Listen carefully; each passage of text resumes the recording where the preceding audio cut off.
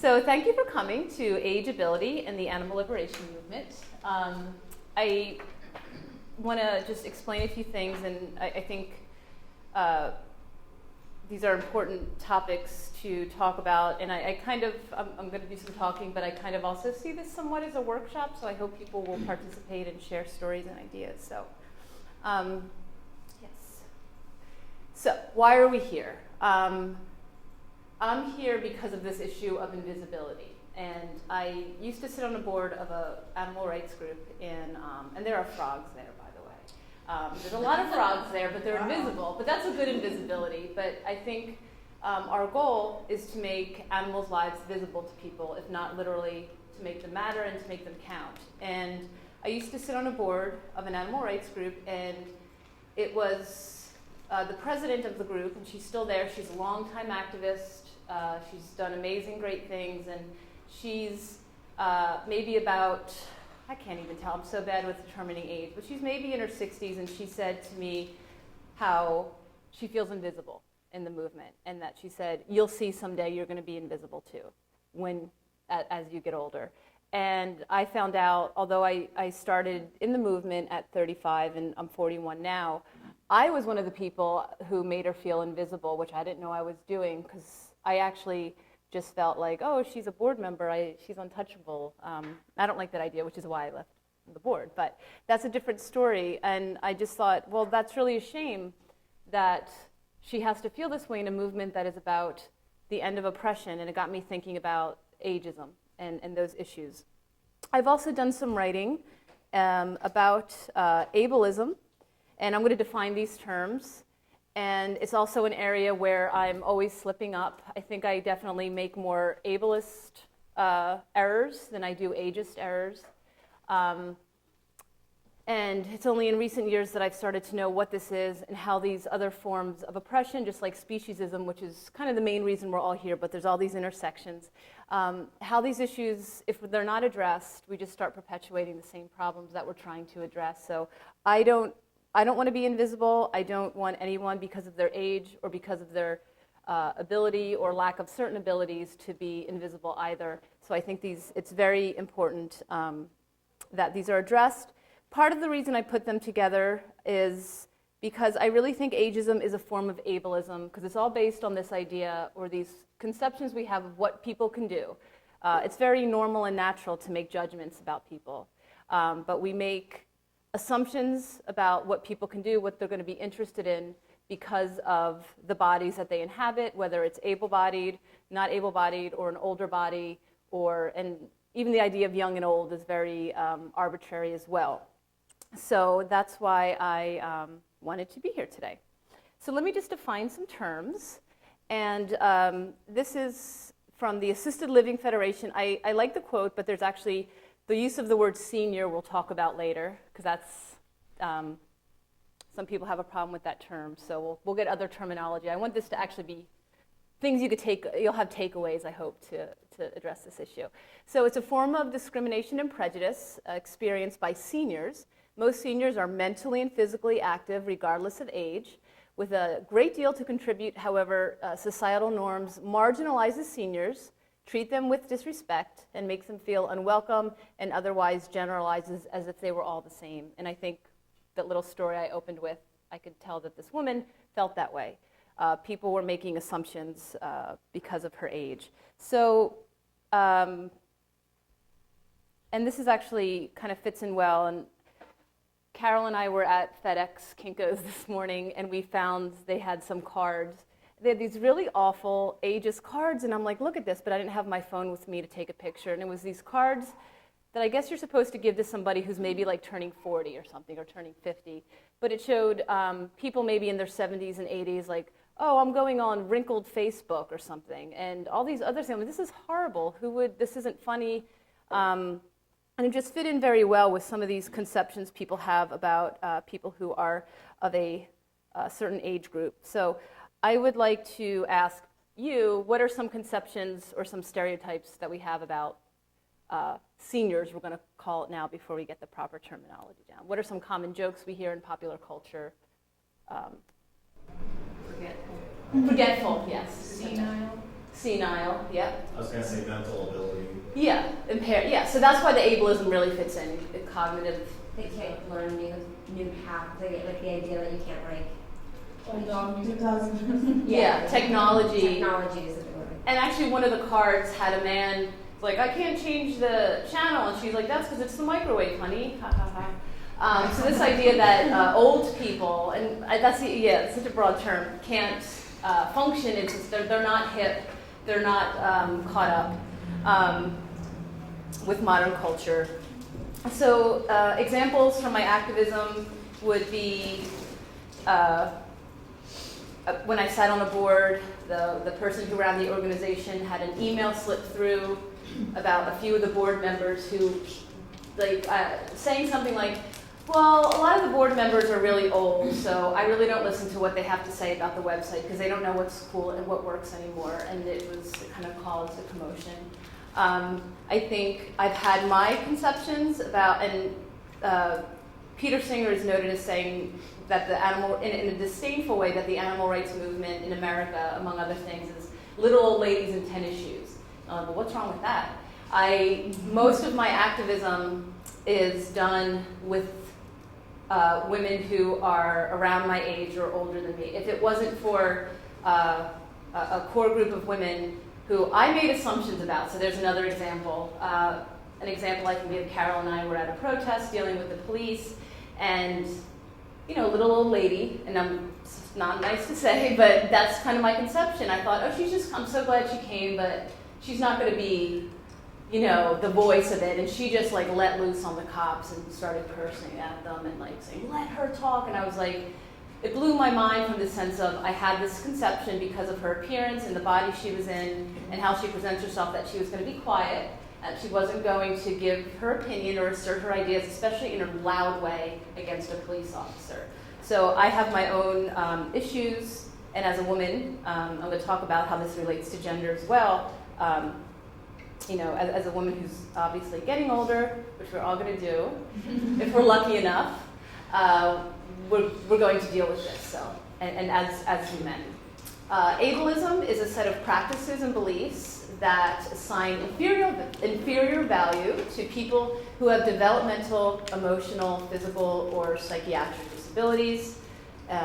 Disableism is a set of assumptions, whether conscious or unconscious, and I think some of these are unconscious a lot of the times, like the story I told, and practices that promote the differential or unequal treatment of people because of actual or presumed disabilities. So we make presumptions about, again, what people can and can't do based on, if they're able-bodied, if they need assistance walking, or maybe they walk slowly, or they talk in a different way. And some examples from popular culture, if anyone watches like Family Guy, does anyone see that? They're always, and I watch it, and I admit, it's like I don't know if I'm doing the wrong thing, and I laugh sometimes along with them when they make fun of, they have like the deaf guy covered in vomit running around, and they have the good cop, developmentally disabled cop. And I laugh, I find myself laughing at these things, but when I actually started thinking about it, I'm like, this is really a problem, and it's horrible, and I really don't want to be laughing. So this is not about me having everything figured out, it's about me challenging myself. And again, I think this can show up in activist context as well, especially this idea of being active, of going to protests and things like that. Not everybody can, or they can, but maybe they don't feel welcome because of the wording that we choose, get active for animals or something, and how we present ourselves and talk to people. So, so I want to also, I could not tie this into issues of gender. So I'm not a huge fan of Naomi Wolf's The Beauty Myth. It's a classic liberal feminist text, but I love this quote. She observes that the decades from 40 to 60 to be the prime of life for both sexes, but they are cast as men's peak and women's decline in Western culture. So this is really important to consider. People of all genders, I'll say, will experience some form of ageism, whether it's internalized or from other people, but it's slightly different for women. There's this sense of you can still be, especially in the animal rights movement, if you think of who our heroes are, there's this idea of the renegade male, breaking open cage doors, which is a great image, but the actual work, the day-to-day work is often done by women. And men are allowed to age. They're allowed to get gray temples, and women, are supposed to dye their hair and cover signs of aging. Yes? Unlike other systems of oppression where it concerns age, does a such thing exist as like a reverse bigotry? That is to say, a power dynamic where older people control society and its institutions and younger people are marginalized? Yeah, I wanted today the type of ageism, there's definitely ageism against youth, but I wanted to focus particularly on people who are older adults. But absolutely, yeah. And that's a good point. And I think when I mentioned the woman who ran the organization, I really think there was this sense of she's the one in power, she's the old, mean person in power, but I want to challenge, and people treated her poorly because of those conceptions, but she's actually a very radical, amazing thinker. So I think there's some truth to what you say, but also some problems that we would need to address, like why do we look at these, the oppressive institutions run by the people of all ages who are part of it. This is a quote from women in the animal rights movement. Well, it's not a quote, it's more of a paraphrase. Emily Gorder calls it a curious contradiction. The majority of women she interviewed for her book report that emotion was the impetus for their activism, but they also agreed that use of reason and male spokespeople would be more effective in terms of persuading the public to accept the pleas for non-humans. So we see that women, although they're doing the rank, and that's Gorder's terminology as well, they're doing the rank and file activism. It's always like, we'll defer to men because men should be taken seriously. And a man, again, has a wider berth age-wise to still be taken seriously, to still be considered visible, we'll say, as opposed to women. So a question I just want to pose is, how does this focus on reason, rationality, sanity connect to the topics of ageism, ableism, and gender? So I'm a teacher, so I ask questions. Any thoughts about how, and if it's okay if there aren't, because I can answer it, how do rationality or this idea of sanity relate to age, ability, and gender? Yes.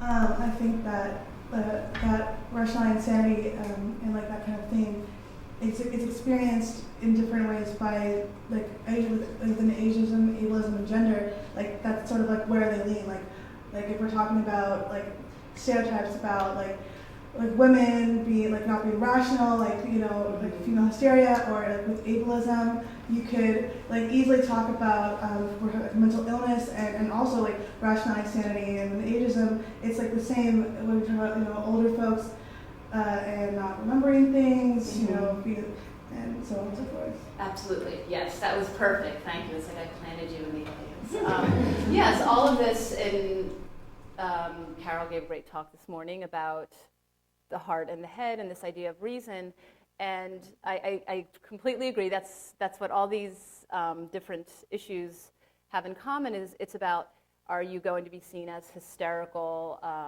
If you're a woman, you're hysterical. If you have disabilities, you're crazy. And if you're an older person, you're senile. So all these ways that you can't function normally, so leave it to the men to figure everything out. And we see what's also interesting is women also saying, okay, I'm going to give up that the platform because the animals come first. And I think the whole idea of a collective liberation conference is, can we all come first? Can we consider all of this? So that's why I wanted to give this talk, and it actually leads in kind of nicely to the next slide. So there's one thing I've enjoyed about the presentations is like the apologizing where people critique other people in the movement or something, and they're like, I know this is going to be videotaped, and I'm afraid to say this, it's going to cause problems, but I still want to say it because I have a problem with somebody in the movement. So who should be seen? This idea of who should be visible, because we're talking about visibility. Our goal, my goal as an animal rights activist is to make animals' lives visible.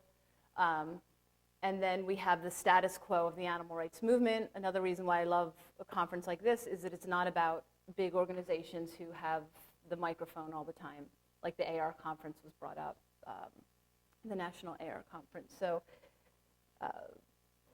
this is, well, I'll read it and then you could guess who said it. Maybe people know who it is.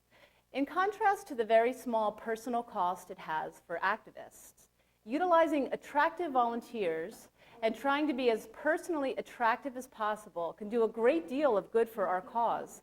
Attractiveness certainly shouldn't be the only consideration, but because of its power, it should be considered when making strategies and lifestyle decisions. MFA? You're close, MFA, yes. Nick Cooney, yes. Who's with MFA, yeah. He says this in his book, Changes of Heart, and there's lots of problems here. One is like, well, duh, of course, we live in a world where more attractive people, able-bodied people, people who meet a certain culturally determined image, like that's not groundbreaking information. But to then emphasize it, because again, he has that the animals come first, which is very easy to say when you're a white able-bodied man, because you don't have to worry about, at his point in his life, he doesn't have to worry about being a woman and the issues that come with gender. He's able-bodied. He doesn't have to worry about ableism or ageism or all of these issues. I don't think he is. Oh, okay. I think he thinks he is.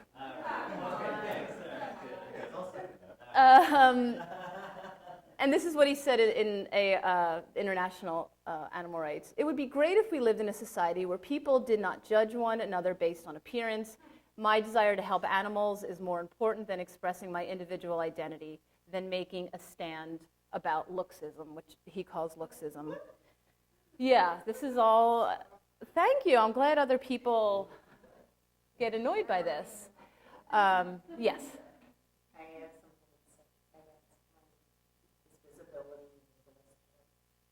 Yes, and I'm actually, at the end, you're ruining my surprise. I was going to talk about all of the ableist things that I said in this talk. So we're going to talk about all of the ableist language that I used. And how even this room itself, in a way, is ableist. And some of the things I'm going to ask you to do would be considered ableist as well. So, yes, it is. So we have this idea of, my thought is, if our fight is for integrity of the body, if our goal is for each person, meaning human, animal, or non-human animal, to live in a way that feels natural, safe, and comfortable to them, we have to fight these other isms. And I'm very concerned with what he says because it tells people they're not acceptable because of their age, abilities, and bodies. Now, he doesn't come right out and say, use your young, thin, white activist. That's not what he's saying. But for my idea of, okay, so tell us, Nick, like what is attractive? So he uses this term as if we're all going to know what attractive is, and we do. We know exactly what he's talking about. So, but I went to Google Images to do my work for me. So I simply Googled Googled attractive man, and these are the three people who came up. And they're all white men. They're pretty much the same. They look. You're right. They look similar. And you can't tell by the picture, but they are able-bodied men. Maybe Bradley, they're all actors. Maybe Bradley Cooper is maybe around 40 or so, but again, being a 40-year-old man is different than being a 40-year-old woman. So they have all of that in common. So this is it's not what he said, but it's exactly what he needs. And he, we could all pretend, oh, maybe he meant blah, blah, blah, but we know that's what we mean by attractive. And the same, no surprises, I'm not blowing anybody's mind. What is an attractive woman? This is what the first things that come up in Google Images are white women with blue eyes and shiny hair, and they're able-bodied women. I saw a touch more diversity, which maybe they were in the first, there were absolutely no men of color with the male search. When I did the female search, I think there were 2 women of color in the search that came out. So this is a problem, but nobody was depicted in a wheelchair, or nobody was probably over the age of 40 in any of these, except maybe Bradley Cooper's. That he's right in the middle, where he's going to become distinguished and not old. So this is a problem because of the variety of people who make up our movement. Just even looking out here, different, it's not as diverse as it should be, of course. But all these conceptions are, they're not true. They're not the reality of the movement. But this idea of the people who get seen are the people who look normal and attractive. And that's a problem. And if every group took that mentality, I think we would be in so much trouble. And I don't understand why there's not more outrage maintaining ideas like that. But I don't make the rules. So I want to, this is a beautiful quote. I mean, Audre Lorde was beautiful, but I more love the quote.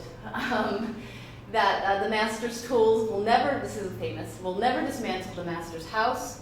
They may allow us to temporarily beat him at his own game, but they will never enable us to bring about genuine change. So she said many other great things. She was a poet, a radical womanist speaker, and I truly believe this. I think, and saying that we're going to maintain the status quo of what's acceptable, what's an acceptable body to have, whether, again, age or ability or cognitive function. And we're just going to keep peddling that back to the culture that is creating it, is going to reinforce another problem as we're trying to fight another one. So I sat in a intersectional talk the other day, and the question was women talking about intersectionality. The question was, can you fight oppression by using another form of oppression? Well, you can, but would it be successful? And they all said no, and I tend to agree with them. Like, no, it might allow for some gains here, but then deficits in other areas. So it's very difficult. It's much easier just to say it's all about other species. I'm not going to worry about these other isms, but again, I don't think it's going to get us where we want to be. So it's a great quote. Please keep it in mind. So now I wanted to do an activity, which is ableist. I will acknowledge all the things that I did wrong. So why I'm saying to close your eyes is people might be uncomfortable being honest. And I will tell you, everything I read, I say, I would raise my hand and say yes to.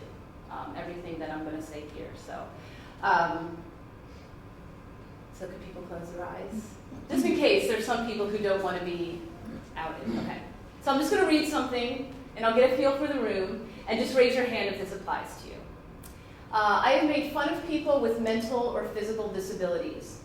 Maybe not directly, but for example, using the word retarded or lame to define someone.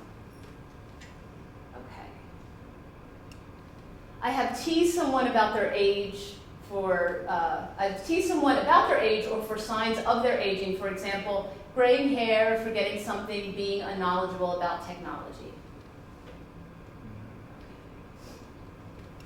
I have felt put out, frustrated, and or uncomfortable by someone with a disability. For example, a person moving slowly due to a disability or interacting with someone with a cognitive impairment. Okay. I fear getting older. I fear becoming a person with a physical or cognitive disability, for example, losing the ability to run or losing your memory. And in an activist context, I have made judgments about another's capabilities due to that person's age or perceived disability. Okay, so you can open your eyes. We have a lot in common. We don't have every single one of these in common, but the one thing I will remember is we all fear getting older. Or maybe there's one person who didn't fear getting older. And that's not that this is bad, and well, maybe someone would say, I'm a bad person, but this is just, in a sense, it's not that you're a horrible person for fearing getting older. We have to I just want people to acknowledge that it's there, and the ways that these things can, there's the recent, I think it was the Super Bowl, there was some controversy about an ad. They call it inspiration porn. Does anyone know what inspiration porn is? Mm-hmm. Yeah. Where someone with a disability is put out there and say, oh, aren't they inspirational? And it was such a brilliant article, what this person from the disability activist community is saying is, people are not inspired. They're just so glad that they're not that person with a disability. Even though she can ski better than any of us ever could, we're still glad we have both our legs. So that's where the objectification and porn part comes in. And I've learned, go ahead. Sorry, big on Oh no, go ahead. As a disabled person, I was born legally blind. I noticed that all the questions, actually I'm not going to state it, I'm going to ask you, do you feel like those questions all carry the assumption that none of us are disabled? No, I don't. Because I think disabilities are not always visible. Some of us can have, yeah. And that's what I'm going to talk about later, that don't assume that people don't have them because they don't look like they do. So I guess the reason I asked that though is because a lot of it pertained to ridiculing disabled communities, and pertaining to being frustrated with disabled people. I personally didn't feel that way because I always understood this. okay, good. Well, yeah, I mean, I appreciate you bringing that up, but yes, I don't assume anything about anybody I've learned. I don't make assumptions that there's not, just because you can't see something doesn't mean it's not there. So I think that all of these are things that I have to monitor with myself and keep in mind, and even this idea of raising your hand is an ableist activity, because not everybody, this is something we assume, yes, close your eyes and raise your hands. It assumes that everybody needs to close their eyes not to see. The room itself, which is not a knock at the organizers, but this is how rooms are set up. We all came in here and we sat in a chair. And these desks are not comfortable, they're not good. If somebody was of a certain weight, they would not, the things go up, but it makes all these assumptions about the bodies that are going to be in this room. So even just all of these things, as I was doing it, I'm like, oh, but that's ableist, and that's ableist, and that's ableist. And it's not about being perfect. It's about acknowledging that there's all these assumptions kind of built in, which is why I'm glad you asked your question, because I wanted to acknowledge that it's there. And when I was going over this again with Carol, I keep picking on Carol. I was like, oh my gosh, I'm doing this talk on ableism, and all of these things have these built-in problems. So yes, so that activity itself was ableist. So how can we be more inclusive? Something came up, a question was asked in a forum I'm part of, well, what do we, if we don't say, so a famous or a term that we often hear is like stand up, stand up for animals. And some groups which I'm glad to see, the animal rights community is getting more sensitive and knowledgeable. So what they're doing to find the right terminology is to actually go to those activist communities and ask what is okay. So, and then I gave some alternatives because I just looked it up on the website like anybody can do. I gave some alternatives, and then people were questioning. So I said, you could say take a position or reject, and then they're like, well, what about you need to have motor skills to take a position? And I'm like, this is why you don't get to determine what people get called. Go to the community that you're wondering about, see what they say. So this is where this information comes from. How can I be more inclusive with language?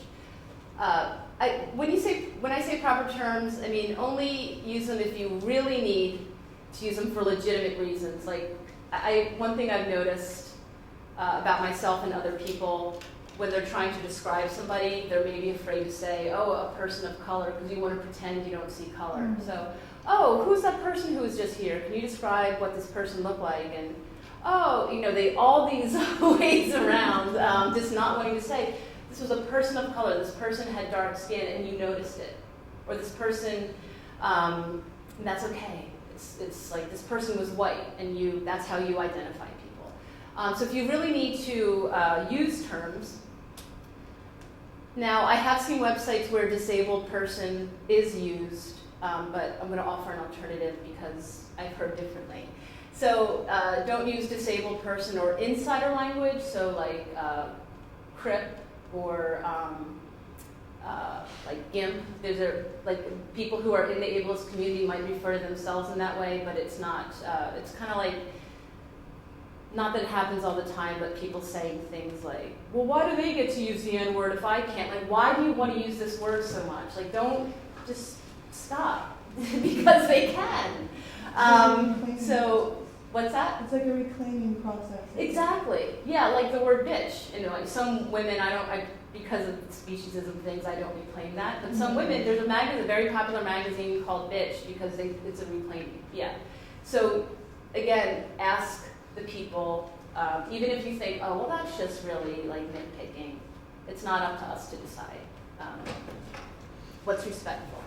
But more appropriate, again, this is really important to emphasize, if you have to for legitimate reasons, say person with disabilities. So the quote I gave you, because I liked the content, used the word senior, but I also saw some alternatives that because you don't call young people juniors. So if you have to identify someone, elderly person, old person, or senior is not appropriate terminology. But if you have to, saying an older adult or an older person, just as say a young adult or a younger person would be acceptable to say. As far as being more inclusive with actions, as you do with other species, recognize the inherent worth of older adults and people with disabilities.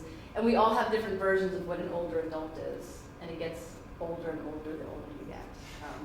Because when I was 16 years old, 40 years old seemed like an older adult. And now I have to laugh. I once had a student refer to, we had watched a movie or something and it was someone probably around my age, and the student in a paper referred to the person as an elderly person. And I'm like, no, but, so it really matters where you are in your world. So if it feels natural to you to say, I'm an older person, that would be okay, but, just realize the inherent worth, because I know from personal experience, you are probably missing out if you don't do that because of assumptions that I've made. And I've failed, and it's okay to fail. That's how we learn. Understand that needlessly celebrating or infantilizing a person with disabilities or an older adult can be just as offensive as ignoring them. So there's a great poem, and I keep relating this to race because it relates, but there's a great poem by Nikki Giovanni where she says, it's like an open letter to my white friend. She's like, don't play soul music every time I come over, but you can play it sometimes when I come over. Basically saying, you don't always have to make a big deal about the fact that I'm black. Can we get past and realize that I'm actually a human being with all these other things that I have going for me? And it's beautifully said, and very funny as well. All people with disabilities aren't inspirational when they're just living their lives. So I talked about inspiration porn. No, people, we have this idea, of course, in the animal rights movement, other beings don't exist for us. People with disabilities don't exist to make you feel great about the human condition and joyful. But again, if you were to listen to some aspects of the disability community, they would be saying you're actually just glad that you're not a person with disabilities. And older people aren't cute, and I'm guilty of this, when they do things you don't expect them to do because of their age. So I like that you're laughing. So if you see somebody who's in their 80s riding a skateboard, maybe you'd be surprised. But that's an extreme example. I've fallen into that trap of calling people. There's a woman who comes to protests, and she's about 80 years old. And she's very open about her age. And I just remember after a protest just saying to someone else, like, oh, I hate saying this, but she's so cute. And I'm like, that was offensive to me to hear myself say it. So just because she's holding a poster doesn't make her cute necessarily. And maybe if you think it's so adorable, you need to rethink why you do. And just say, I'm just glad she was there, just like I'm glad everybody else was there. Use accessible spaces for events, and this is very accessible because there's no steps that people have to go up or anything like that. I don't know, Kim, you're making me feel bad. Our world is not created for, one interesting thing I found out, there's a group called ADAPT, and these are things that I take for granted. So on sidewalks where there's, it's flat, so that just like happened within the last few decades, where before there were curbs everywhere, with this assumption that if you are in a wheelchair, you're out of luck. The disability community had to fight for the rights for public transportation. These are all things we take for granted, and maybe even people from the disability community now take for granted, which we often do. We forget the fight that happened beforehand. And it's just hard to imagine that you could not go places. You were, in some cases, stuck at home when you wanted to be somewhere else. But some people are homebound, and we'll talk about that. Value and organized activism that doesn't involve full mobility.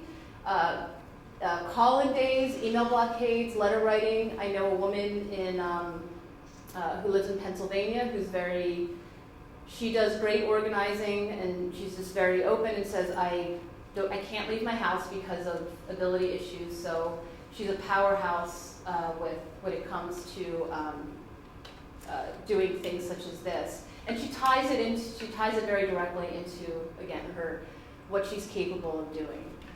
So value that, and I had someone else, a person with disabilities, say to me how she gets upset with all of this emphasis on, you gotta go out on the streets and get active, and she's, because of, again, let's say something you can't see, an invisible disability, she cannot do the things, she can't go out to protests and things like that. So she felt really, actually kind of disheartened, and she felt bad and somehow rejected because she couldn't do it. But to look at her, you wouldn't know that she has mobility issues and chronic pain, constant pain. Ask before you offer assistance. Don't always, because we're nice people, and I've been in this position as well, if I see someone struggling, I might just go up and maybe someone getting food to start doing it for them. Ask, because not everybody wants your help, but some people will be very glad to get your help. Something that I've learned to do, and I'll be honest, I felt slightly put out by having to do this, because I know I have an activist who I think it's great that he only has a landline and no email, no Facebook, and his landline is usually busy as well. I'm not used to hearing a busy signal. But he will show up. If you get in touch with him, he'll show up. So make a list of phone numbers and email addresses for those who don't use social media. That's another assumption, an ageist assumption, that everybody is on social media. And if you just do a Facebook page, everyone will know about it. If you do that, at least in my geographical region, this might not be true everywhere, you will be missing out on people who are not on Facebook 24/7, seeing where the next action is taking place. And take the time to actually make a phone call. There's other benefits to actually making phone calls and reaching out to people. A couple more things. Challenge your assumptions, again, about what people can and cannot do, and that includes those who do not appear to have a disability.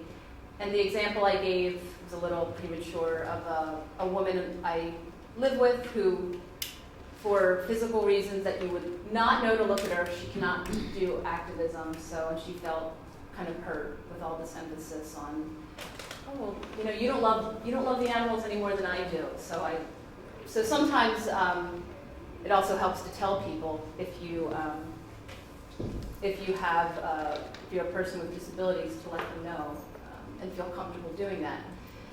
And that's to the next one. Listen to the perspectives, stories, and ideas of all people with whom you organize. So based on the raising of hands, many of us have made assumptions about what people can and can't do based on what we perceive their age or their ability to be. So just ask. If you are a person with disabilities or an older adult, demand or create a place for yourself in activist communities. And I think that's really important because sometimes when we have this idea of, again, I'm thinking of this woman telling me she feels invisible, I didn't know until she told me. So I didn't know until she demanded that she be acknowledged. So I think that's important if you feel comfortable doing that. And activists of all ages and ability must take account for their oppressive behaviors and language, be honest, and in a respectful way. I'm not saying call people out in public forums. Talk to people if you think they're doing something. I gave you the example of the website, which somebody said, oh, they're old, they don't know what a cool website is. She was taken to task, and she actually really grew from it and learned. And she's really, now I know this woman is vigilant, that she's aware of her ageist ideas and is working on it to not do it anymore. So that's it. I hope it was helpful and something new. Something, again, I've thought a lot about ableism because of just people I've met since becoming an animal rights activist, but ageism was something that I had not put a lot of thought to, mainly until this woman told me that she felt ignored. And I'm a woman who's getting older, so I'd like to think that I will be like the woman I called cute. I emulate her. I want to be like her when I reach that point in my life. Yes? Did you see Jake's talk yesterday? I didn't. That was another talk. Did anyone notice in Jake's talk yesterday? He said something. David, we've talked about this. Was it crippled? No. Oh, because I had read something. He talked about different strategies and how he when he was younger, he thought, all these great macho strategies. Yeah. And there were a group of older women who got involved in one of these campaigns to shut one of these companies down. Mm-hmm. And they did a letter writing campaign. And he was very dismissive of this letter campaign. Yeah. And finally, when his group focused, part of SHAC, when they focused on this company, the company emailed them back or wrote back and said, no, we give up, enough with the letters. But the way that he described all of that was, it was a group of grannies. Oh, and, wow. Those older women, and he said... Were they in the panel? And they, no. Oh, okay, I didn't know if they were older women who called them out. These women who were writing the letters, that he was very dismissive of this. Yeah. But he came to realize that any form of all sorts of forms of activism, but within the context of telling the story, he was still using this sort of terminology. He was still partially, he was making fun of them, and the way he did it was called them a bunch of grannies. Yeah. Now, who knows what kind of reproductive history they've had? Yes. Or anything like that. But it was another example of this cute. Yeah. Cute. The little, it's paternalistic, and I feel bad now because I have noticed. I just met Jake. He's great, but I noticed. Oh, he's great. Yeah. He had used the word crippled in the right. Yeah. We can edit this out. Actually, I'm planning on calling him out on it. No, good. Yeah. No, I was I teasing. I think, appreciate yes, that. I think we should. Carol, I haven't heard from Carol, then I'll just go the rounds. Okay, so one of my difficulties and challenges is that so many words that we use in the common English language are so ableist. Like, you kept saying, things are visible, we can see things, things are visible, we can see things. I say that all the time in my talk. I use the word impotent a lot to define weakness, and I had once had a man call me out and tell me that made him feel very bad. And actually, even having him call me out didn't change my behavior with that word. And there's just so many other words that sometimes I'm like, I'm editing something I write, and then it hits me that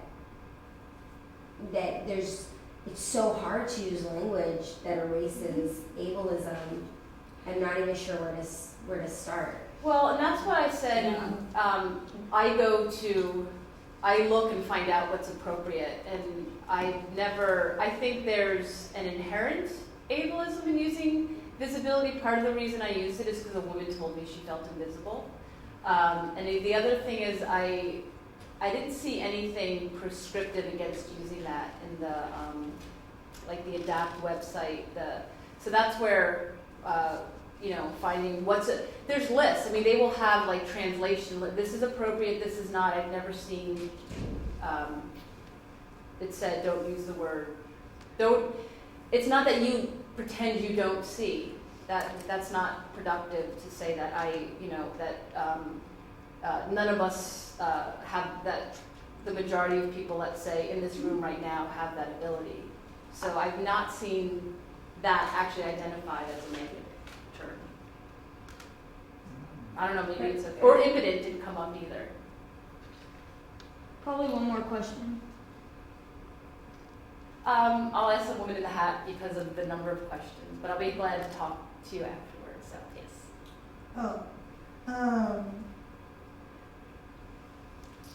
Sorry, I'm just so when you a lot of times, this kind of information, this kind of knowledge, it's not it's not available. Obviously, I mean, what's available is ableism. Mm-hmm. That's what's available to everyone. Ableism. This is an ableist world. So I find a lot of times when I come into contact with someone, I try to explain, if ever I can bother, to not use these words are you deaf? Are you dumb? Are you blind? Are you we know what that really means. And so when you talk to someone about that, how do you think is the best avenue to respond to someone, saying my friend refers to themselves as this all the time, so I can do it too. It's the same kind of that kind of behavior. How do you respond to it personally, or do you think it's best just to? Do you mean you would have, let's say, for example, you have a friend who is not, let's say, deaf? Friend, Yeah, do you say something to that person? Yeah, how have you discussed this with people that aren't already on board? This kind of idea, it's understandable from people that have been marginalized. So everyone in this room understands these themes, and if you could work with one and jump to another.